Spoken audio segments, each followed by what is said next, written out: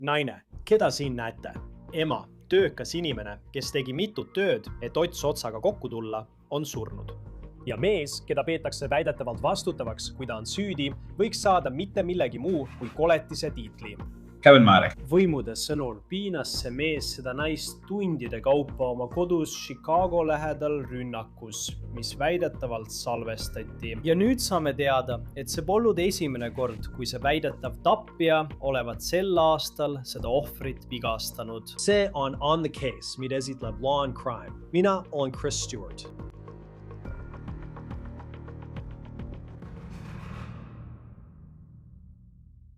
Hei kutid, kiirelt enne kui alustame selle On The Case episoodiga, saame teile seda lugu tuua tänu meie partnerile Morgan & Morgan. On põhjus, miks On The Case on üks YouTube'i populaarsemaid tõsielu kuritegude saateid. Samamoodi on põhjus, miks Morgan & Morgan on olnud Ameerikas suurim vigastuste advokaadibüroo juba üle 35 aasta. Nad on seisnud inimeste eest ja saanud oma klientidele tagasi üle $30 miljardi tõestus on nende senises töös. Rohkem kui 1000 advokaadiga üle kogu riigi, 100 kontoris on Morgan & Morgan nagu armee palkamine, kes läheb sinu eest lahingusse. Meeskond, kes võitleb kõvasti, et nende kliendid saaksid väärilise hüvitise.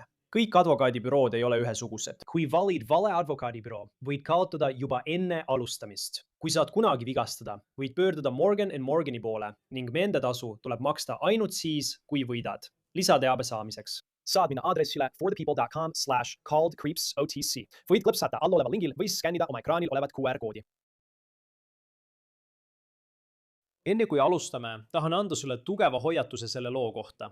Sellest on uskumatult raske rääkida. Ja see, milles seda kahtlusalust süüdistatakse, on lihtsalt õudne. Ja tundub, et see on vaid selle kahtlusaluse viimane väidetav vägivallategu, kuid seekord võttis see elu kelleltki, keda tõeliselt armastati. Enne kui räägime selle loo õõvastavatest üksikasjadest, tahan rääkida ohvrist. Tema nimi oli Catherine Torbick. Me teeme, et ta töötas meditsiinilises spaas Chicago lähedal.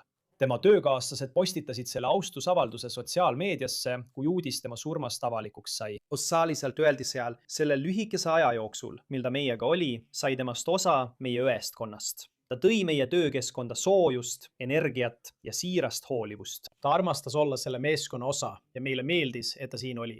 Ta avaldas mõju, mida ei unustata ei klientide ega töökaaslaste seas. Nii kirjutasid tema töökaaslased Facebookis. Ja CBS Chicago andmetel jätab Katariina endast maha 12-aastase poja.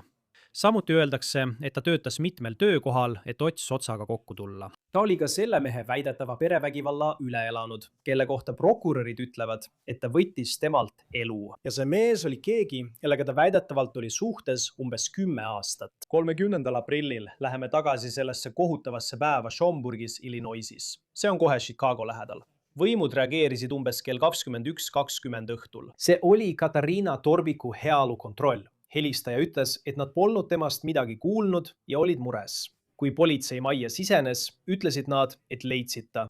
Alguses ütles politsei, et oli näha vigastuste märke, kuid väidetav tegelikkus on sellest palju hullem. Majas leiti ka tema oletatav tapja, 56-aastane Kevin Medicki. Politsei sõnul leidsid nad ta garaažist Modicki ja Torbecki.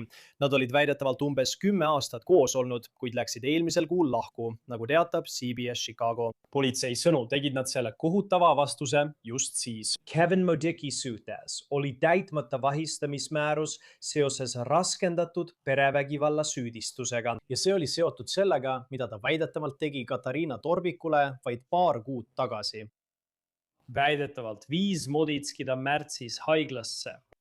Nüüd tekivad ilmselgelt suured küsimused, kui kuulete seda, kuidas see sai juhtuda. Arvestades, kui hiljuti oli Modicki õiguskaitseorganitele teada väidetava vägivalla tõttu selle juhtumi ohvri Catherine Torbicku suhtes. Kohalikud meediakanalid on saanud kohtudokumendid, mille kohaselt oli Modicki taskus salvestusseade, kui politsei ta kodust leidis. Ja sellel salvestisel olevat materjali on sellist laadi, mis jääb isegi kõige kogenumatele uurijatele igaveseks meelde. Nad väidavad, et Modicki mitte ainult ei tapnud Torbickut, vaid piinas ja seksuaalselt ründas teda väidetavalt umbes 7 tundi. CBS väidab, et ühel hetkel sellel salvestisel, kui õudused jätkuvad, on kuulda, kuidas Modicki ütleb midagi sellist nagu nüüd on peoaeg. Ja siis piinamine väidetavalt jätkus.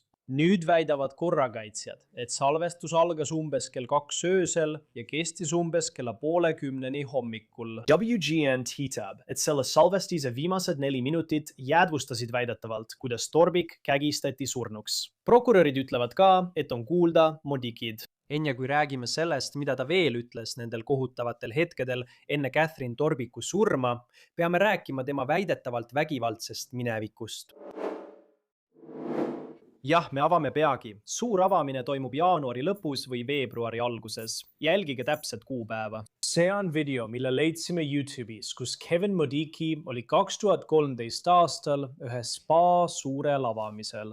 Modikil on vend, kes väidetavalt töötab plastikakirurgina Lõuna-Californias. 2017 aastal aitas Kevin oma vennal avada Chicago piirkonnas meditsiinilise spa, mille nimi oli Modicki Medspa. Siin on Kevin Facebookis 2021 aasta augustis kutsudes inimesi külla tulema, kuid umbes sel ajal näeme ka, et asjad ei läinud sujuvalt. See on kohtuvaidlus Kevini ja tema nüüdseks võõrdunud venna ning äripartneri vahel. Nüüd on Catherine selles kohtuasjas tegelikult mainitud ja see kohtuvaidlus annab meile aimu nende suhtest. Nüüd süüdistas Kevini vend, kes on edukas ilukirurg, Kevinit raha omastamises sellest Chicago piirkonna meditsiinispaast. Ta ütles, et avastas 2021 aasta novembris, et Kevin ei ajanud raamatupidamist õigesti. Väidetavalt kasutas Kevin peaaegu $500,000 nende meditsiinispaast isiklike kulutuste katteks. Nüüd väidab Hagi, et vennad olid välja mõelnud plaani, kus nad ostavad kalleid ja klassikalisi autosid ning müüvad need siis kasumiga edasi. Ja väidetavalt pidi tehing käima nii, et Kevin võtab raha, ostab auto ja paneb selle ettevõtte nimele. Aga väidetavalt pani Kevin autod enda nimele. Kevinit süüdistati ka selles, et ta kasutas oma poja elukindlustuspoliisi, et osta auto $110,000 eest. Nüüd näitab kohtuasja materjal, et kui Kevini vend temalt selle kohta aru päris, ähvardas Kevin väidetavalt oma venda tappa. Pärast seda sai tema vend Kevini vastu lähenemiskeelu.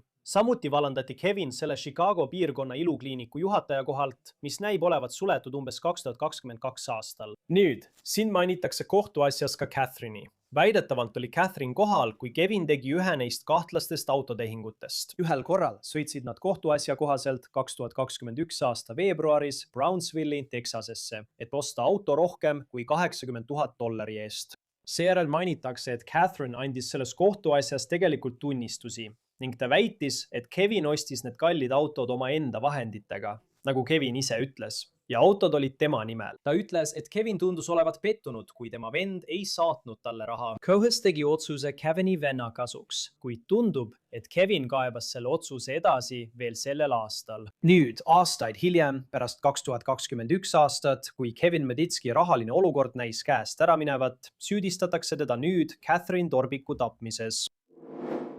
Prokurörid ütlevad, et helisalvestisel on kuulda, kuidas Modicki süüdistab Catherine'i petmises, mida naine eitab. Samuti väidetakse, et Catherine karjub talle, et ta lõpetaks talle haiget tegemise, kuid mees jätkab. CBS väidab, et Catherine üritas põgeneda, kuid ta olevat teibiga kinni seotud. Salvestise lõpus olevat Modicki öelnud, et kavatseb endalt elu võtta, kuid seda ei juhtunud. Ta võeti vahi alla. Kõige jahmatavam kogu selle juures on see, et CBS-i andmetel tegi Torbik politseile videosalvestatud avalduse, kartes, et Modicki võib ta ühel päeval tappa. Ta esitas tema vastu kriminaalkaebuse 12 märtsil ja oli sellepärast ilmselgelt väga mures. 12 kuupäeval hospitaliseeriti ta pärast väidetavat Kevin Modicki rünnakut. Samal ajal teatatakse, et Modicki ja Torbik elasid mõrva ajal koos. Politsei on öelnud, et nad ei olnud sellest väidetavalt teadlikud. Modicki on nüüd vahi all. Teda süüdistatakse esimese astme mõrvas ja 3 raskendatud seksuaalse kallaletungi süüdistuspunktis. Ta peab järgmisena kohtusse ilmuma 23. mail. Liituge meiega, et sellest rohkem rääkida. Chicago politseiosakonna RU läinud detektiivikomandör Will Svilar. Nii, et WBBM Chicagos oli see kanal, kust ma nägin, et Kevin Modickis suhtes oli menetluses vahistamismäärus seoses väidetava perevägivalla juhtumiga märtsis, milles oli seotud selle juhtumi ohver Catherine Torbik. Kuidas see tavaliselt käib, kuigi meil pole siin kõiki detaile? Kui ta ründas teda märtsis, kavatses politsei talle esitada süüdistuse raskendatud perevägivalla kallaletungis. Kuidas on võimalik, et ta on endiselt vabaduses ja nii lähedal ohvrile, et tal oli väidetavalt võimalik tema elu võtta. Ja ma ei ole kindel, mida nad pooleli all mõtlevad. Ainus asi, mis mulle selle kohta pähe tuleb, on kas nad ootasid, et teda üle kuulata, et saaksid taotleda vahistamismäärusi, sest nad peavad seda tegema tema antud teabe põhjal. Aga perevägivalla puhul võib arreteerida ka ilma vahistamismääruseta. Sa võid arreteerida ka siis, kui kaebaja või ohver ei soovi süüdistust esitada, kui näed väärkohtlemise tõendeid. Kas nad mõtlevad selle all, et vahistamismäärus oli küll välja antud, aga seda polnud veel täide viidud, sest nad ei suutnud teda leida? Ma ei tea täpselt, mida nad sellega mõtlevad, aga see on igas mõttes kohutav olukord. Ootel vahistamismäärus. Ma pole kindel, mida see tähendab. Aga jumal küll, kui kohutav juhtum see on. On küll tead ja me jõuame kohe ka helisalvestiseni ning sellel jäädvustatud õuduseni, nagu politsei väidab. Tead, kui sa vaatad neid perevägivalla juhtumeid, siis need on uskumatult keerulised. See paar oli koos olnud umbes 10 aastat väidetavalt. Ja ma arvan, et kui sa oled politsei, siis isegi selles juhtumis, kus pole selge, kuidas nad tol õhtul kokku said, kes kuhu läks, ma tean, et on teatatud, et nad elasid mingil määral ikka veel koos. Millised on väljakutsed, millega sa sellises juhtumis silmitsi seisad, kus on selgelt olemas füüsilise vägivalla ajalugu? Mida saavad politseinikud teha, et tagada, et 2 inimest hoiaksid üksteisest eemale või et ta suudaks temast eemale hoida? See on väga keeruline. Kui üks osapool või mõlemad osapooled seda ei tee, kui teine osapool, kui kannatanu jätkab kontakti selle isikuga, kes talle haiget tegi, on politseil väga raske midagi ette võtta. Mind huvitab, kas on olemas lähenemiskeeld, kas ta taotleb vande all lähenemiskeeldu. Me saame lähenemiskeeldu jõustada, kui ta tuleb ettenähtud kaugusest lähemale, kuid ta peab seda vande all taotlema. Selle perevägivalla muster, mis lõpeb nii vägivaldselt, areneb edasi. See algab laksust ja jõuab selleni ning nüüd lõpeb see mõrvaga. Rask on see, et ma ei tea, mis iganes põhjusel inimesed suhetes püsivad, olgu see rahaline või emotsionaalne.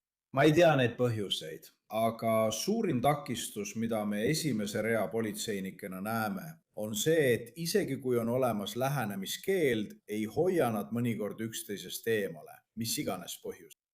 Ja see muutub millekski selliseks.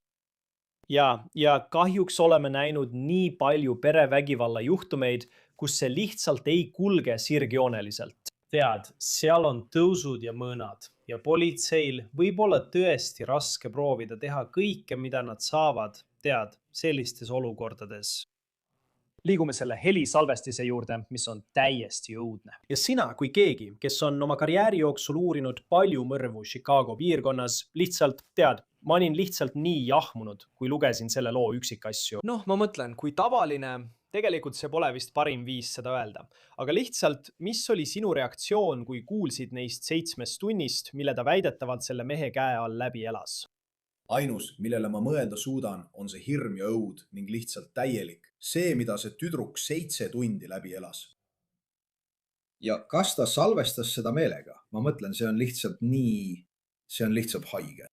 Ja minu süda valutab selle tüdruku pärast, kes pidi selle kõik läbi elama. Olenemata olukorrast, nagu ma enne rääkisin, isegi kui ta läks tagasi vägivallatseja juurde, olenemata sellest olukorrast. Tema elu viimased tunnid olid õudsed. Ja lihtsalt see, et see on salvestatud, mul on olnud juhtumeid, kus kogemata salvestati midagi, näiteks telefon oli sees või midagi jäi tööle ja see jääbustati kogemata. Aga kui see oli tahtlik, siis ma ei oskagi selle mehe kohta midagi öelda. Ja ma arvan, et uurimise seisukohalt, tead, politsei oli kohal 30. aprillil kell 21.20 õhtul. Higi polnud Catherine Torbeckist midagi kuulnud, nii et kutsuti sellele aadressile kontrollima, kas temaga on kõik korras. Nad lähevad sinna sisse ja leiavad temast surnukeha. Ja siis leiavad nad ka Kevin Modeki, nagu nad ütlevad, garaažist.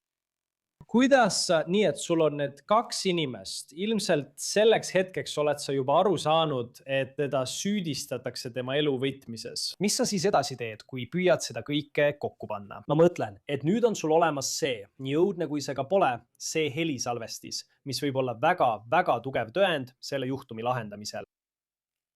Ja ma mõtlen, see on nagu iga teinegi mõrva uurimine. Sa pead sündmuskoha põhjalikult läbi uurima. Ja ma olen kindel, et just seal nad selle helisalvestise leidsidki. töötle sündmuskoht läbi, vii inimene vanglasse, vormistada vastavalt korrale ja siis jätkad lihtsalt juhtumi uurimisega. Ja tead, nagu iga teise juhtumi puhul on see heli lihtsalt üks tõenditest. Seal on veel muidki tõendeid. Sa võtad temalt proovid, sa võtad naiselt küünealused kaaped, sa teed kõike seda, mida teeksid väärkohtlemise või vägistamise mõrvajuhtumi puhul, milleks see asi lõpuks kujunebki. Salvestis on väga koormav. See on helisalvestis, see ei ole videosalvestis, see oleks veelgi koormavam.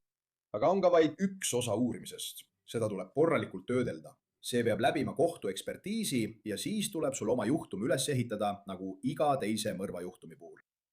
Millised on väljakutsed? Ma mõtlen, nii kohutav kui see ka on ja väljastpoolt vaadates on minu arvates üsna selge, mis siin väidetavalt juhtus. Aga kohtusaalid võivad olla hoopis teistsugused, sõltuvalt sellest, kuidas kaitsjad asju ajavad. Millised on mõned väljakutsed, millega sa praegu selles etapis silmitsi seisaksid? Näiteks, sul on see helisalvestis olemas. Millised on selle piirangud, kui seda juhtumit kohtusse viia, et jõuda süüdimõistmiseni? Keegi peab ütlema, kelle hääled need olid. Keegi peab ütlema, et see on minu tütar, see on minu õde ja see on see mees. Keegi peab välja tulema ja ütlema, kes need on. Nii et tead. Ja jälle, see võib kuulajatele tunduda tobe, aga see ongi kaitsetaktika. See on see, mida nad teevad. Te ei saa tõestada, et see on minu klient. Jah, me saame, sest meil on see tõend. Nagu ma ütlesin, see on üks osa sellest. Nad hakkavad rääkima meeleseisundist. Nad hakkavad rääkima sellest, ma lugesin artiklist, et nad ütlesid, et ta oli joobes või purjus või mõne aine mõju all. Nad kasutavad seda ära.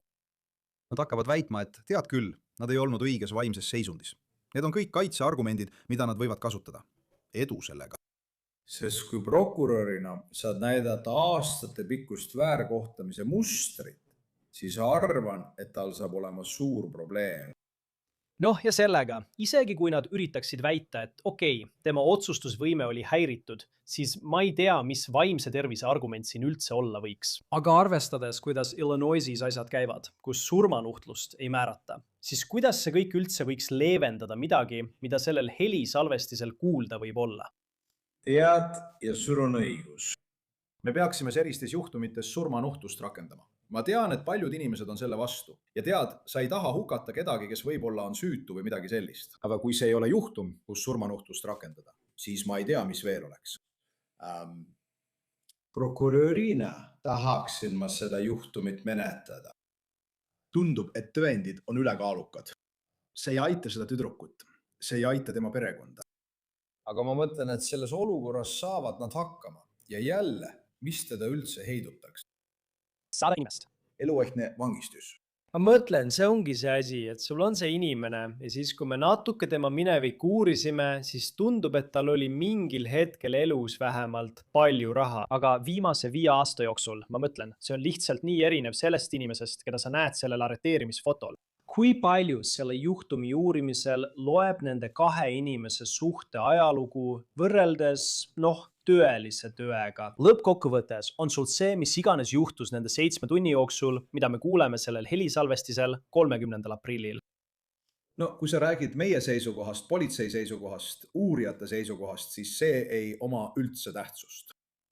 See ei oma üldse tähtsust. Mis iganes nende suhe oli, tead, see võis olla maailma parim suhe, aga oluline on see, mis juhtus nende viimase 7 tunni jooksul, mil see tüdruk kannatas. Sellele ma keskendungi. Ma keskendun sellele, et tõestada nii head juhtumit kui võimalik.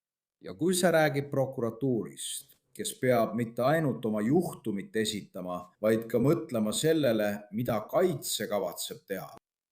See muudab asja. See võib neile anda ühe argumendi.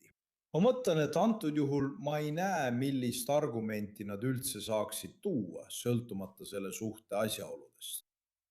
Kui tihti näiteks sinu karjääri jooksul ütleksid sa, ja see on lihtsalt üldiselt rääkides nendest koduvägivalla juhtumitest? Sest ma arvan, et sageli võib olla varasemaid kokkupuuteid õiguskaitseorganitega, mis iganes põhjusel, tead küll, vägivallatsejaga. Ja siis on mõnes neist juhtumitest palju kriitikat õiguskaitseorganite suhtes. Tead küll, ma mõtlen ühele väga teistsugusele juhtumile, aga näiteks Gabby Petito. Kõik vaatavad seda kehakaamera videot ja muidugi on meil tagantjärele tarkus. Ja siis on politsei suhtes suur kriitika. kui tihti satud sa politseinikuna olukordadesse, kus võib olla tegemist koduvägivalla väljakutsega ja sa üritad aru saada, kas siin toimub midagi enamat? aga siis lahkud sa olukorrast, kus sa tegelikult ei saa mõnes neist juhtumitest tol hetkel midagi teha. Ja siis tead, ma arvan, kui tihti on sul mõttes see mure, et midagi võib juhtuda. Ja see ongi nii, et jah, me käisime seal majas, aga tol hetkel ei saanud sa ette näha, mis tulevikus juhtuma hakkab. No seadus on selle koha pealt nüüd üsna selge. Kui näed, et on tõendeid väärkohtlemise kohta, võtad süüdlase kaasa, olenemata sellest, kas ohver seda tahab või mitte. Ma mõtlen, see on väga selge ja jällegi ma olen olnud olukordades ammu aega tagasi patrullpolitseinikuna, kus sa proovisid inimesi lahutada ja viisid kellegi näiteks venna või ema juurde või midagi sellist. Enam nii ei tehta. Nüüd, kui näed väärkohtlemist, pead inimese kinni pidama. Jällegi, see võib olukorda lihtsalt edasi lükata, aga sa pead tegema kõik, mis võimalik. Ja ma arvan, et ma ei tea, mida veel saaks teha. Me peame tegema rohkem, et kaitsta neid perevägivalla ohvreid. Aga politseinikuna saad sa ainult inimese arreteerida, mida sa ka peaksid tegema. Absoluutselt. Ja antud juhul, ja see ongi see, mis teeb selle olukorra selliseks, tead. Ja me näeme, millist lisainfot politsei varasemate kokkupuudete kohta veel avaldab. Aga asi on selles, et väidetavalt läks Catherine Torbeck 12. märtsil haiglasse, sest Kevin Medicki olevat teda rünnanud. Siis on väidetavalt olemas tema enda salvestis, mille ta tegi politsei jaoks. Ja CBS News Chicagos ütleb, et oli mures, et Kevin Moditski võib ta ühel päeval tappa. Ja siis on see juhtum ning kui võtta arvesse ainult seda infot, mis meil praegu on, siis mis sulle silma jääb või millised küsimused sul selle olukorra kohta veel tekivad? Paljud inimesed lihtsalt mõtlevad, kuidas asi üldse nii kaugele jõudis. No ma mõtlen jälle see, millest ma varem rääkisin. Kus on lähenemiskeeld? Kas lähenemiskeeld üldse oli olemas? Sest see annaks vähemalt õiguskaitseorganitele mingigi vahendi, et olukorda sekkuda. Ilmselgelt ei saa ta helistada, kui ta on 7 tundi kinni seotud. Aga kas lähenemiskeeld on üldse ametlikult kirjas? Ja ma tean, et kui meid saadetakse kodudesse, siis me küsime, kas seal on olnud perevägivalla juhtumeid. Jah, siit majast on juba 4. või 5. väljakutse tulnud. Nii et isegi kui oled selles piirkonnas uus, on sul see info olemas, kui kohale lähed, aga see peab sinuni jõudma. Nagu ma ütlesin, ma sooviksin teada, kas lähenemiskeeld on olemas või mitte, sest vähemalt see on mingi vahend, mida politsei saab kasutada. Isegi sellega ma mõtlen ja kahjuks oleme näinud palju teisi juhtumeid, kus võib olla lähenemiskeeld olemas, aga vägivald ikkagi toimub. Millist mõju see üldse võib avaldada, et selliseid juhtumeid ära hoida? Teate küll, päeva lõpuks, et takistada nende juhtumite toimumist, kus isegi kui seadus ütleb, et kui ta oleks isegi koduvägivalla eest arreteeritud, oleks tal olnud võimalik kautsjoni vastu vabaneda. Ja ongi nii, et mis oleks teda üldse sel hetkel takistanud seda tegemast, kui see oli väidetavalt see, mida ta tahtis teha. Ja see ongi minu mõte, mitte miski. See ongi minu mõte. Peavad olema muud meetmed, mis aitavad perevägivalla ohvreid kaitsta. Ma mõtlen, võib-olla, ma ei tea, kas see tähendab rohkem varjupaiku, et nad saaksid olukorrast eemanduda, tead, rohkem kohti, kuhu nad saaksid oma perega minna. See on lihtsalt kohutav asi, sest tead, ma räägin lähenemiskeelust, mis on hea, kui see olemas on. Vähemalt on sul paber, mille alusel tegutseda, aga see on ikkagi ainult paber. Ja lahtus, kui rikkuja tahab selle inimeseni jõuda ja see inimene on kättesaadav, siis sa ei saa seda takistada. Ja see on lihtsalt kohutav juhtum. Lihtsalt tõesti raske on läbi käia neid üksikasju, mis väidetavalt sellel helisalvestisel on. Ja sa pead isegi mõtlema nende detektiivide, uurijate peale, kes peavad iga sekundit sellest kuulama ja üles märkima, mis toimus. Tead, see on lihtsalt selline asi, mis kindlasti jääb eluks ajaks meelde. Tead, sa lihtsalt ei unusta seda kunagi. Ja see on, ma mõtlen, isegi paberit lugeda on väga raske. Chicago politsei osakonna RU läinud detektiivikomandör Wilson B. Laar. Alati on hea sind Long Crime'is näha. Aitäh, et olid meiega. Aitäh, Chris! Enne kui lõpetame, tahan selle ekraanile panna, sest selliste lugude puhul on väga oluline rääkida sellest, mida te siin näete. Kui sina või keegi, keda sa tead, võib olla perevägivalla ohver, saad helistada riiklikule perevägivalla abitelefonile numbril 1-807-99 SAFE või saata sõnumi START numbrile 88788. Sa võid jääda anonüümseks. See on mehitatud ööpäeva ringselt 7 päeva nädalas. Sellega ongi On The Case läbi. Saadet esitleb Law and Crime. Telli meid YouTube'is ja Spotify's. Ja nüüd oleme ka Peacockis. Mina olen Chris Stewart. Kohtumiseni järgmisel korral.